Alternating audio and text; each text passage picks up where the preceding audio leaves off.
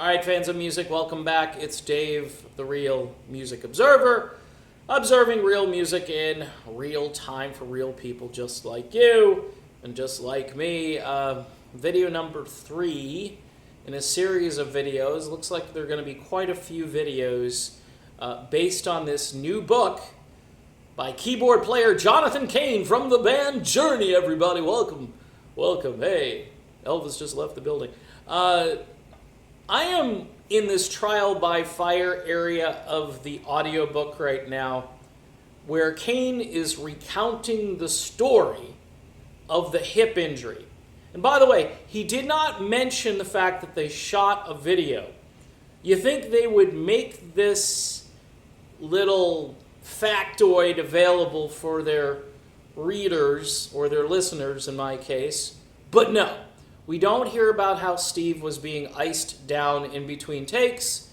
We just hear that Steve had this injury and he refuses to do anything. Look, could the timing have been worse in the sense that you just made this album? But then we hear, there's this long buildup that, we had all these plans. We also hear about how Steve just didn't want to work with Herbie. But then we hear about how great Azoff is, okay? Don Henley's version of Satan, but he's our Satan. Now he's Journey's Satan as well. And John Cain is like, oh, well, Irving showed up with a briefcase filled with $30 million worth of advanced promotions and concert dates. The money wasn't actually in there, but the briefcase apparently had all of the info and intel about what was going to happen if Journey would just get out on the road and start touring.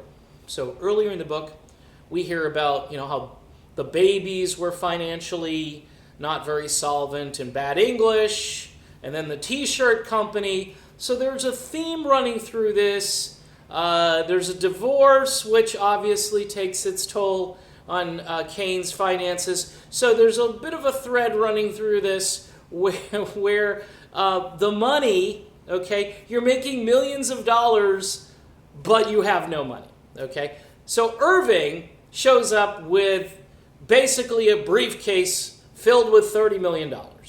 And Perry ruins it because of his dang hip, okay? Curse it, Steve. So we wait. It's 96. Again, no mention of the video that they did. 97. Now, I've stopped it at 97 because I was starting to get a little bit heated listening to this. Not like I'm going to beat up on the computer, because that's where the audio is coming from. That would be a bad thing. But I'm thinking to myself, wow, we need the Steve Perry rebuttal. Now, I know we're not going to get it because Steve's too classy.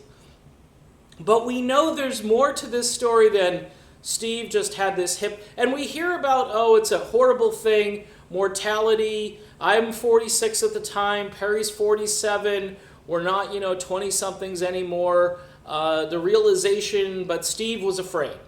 He was afraid to get the surgery. Wouldn't you be afraid to get the surgery? Someone's going to take a piece of your body, a bone out, and replace it with another bone, and you're thinking to yourself, wow, I'm only 47 years old, and this is happening. I have a nephew who was like only 32 when it happened to him, and he was just, they agonized over that decision. And could the timing have been worse from a financial perspective for the band Journey? It couldn't have been worse. But here's the thing. Sometimes life throws worse at you. It throws bad at you. It doesn't throw timing at you. All through the book, we hear Cain saying, well, God was in this and God was in that. Was God in Steve Perry stepping away at that moment?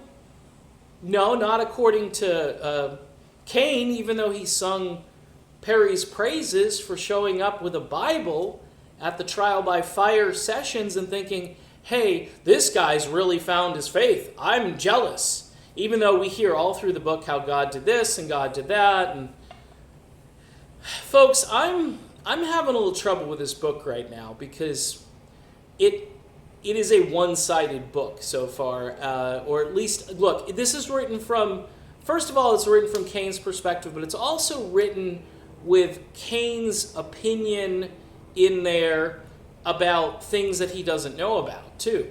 So you're getting, well, this is what happened, and this is why I think it happened, not this is what happened and we all saw the same thing. This is different. This is a different writing. This is how the book is kind of making itself known. And so far, I'm thinking, if Steve Perry listens to this, I'm wondering what he's going to think. Because right now, of course, this makes Steve out to be Mr. Evil or Mr. G, and they're basically sticking to their story, at least John is, that, gee, this is Steve's fault. If Steve would just get the surgery, everybody would be happy. But Steve said, don't do this. Do not do this. And I haven't reached that part yet. I'm hoping he includes that. If he doesn't include that, that's going to show that there's some serious bias going on. And my next video will cover that. All right, so there you go. Another Real Music Observer observation about John Kane's book, which, again, we'll have more videos coming up. So if you enjoy this, stay tuned. More to come. Sorry, John.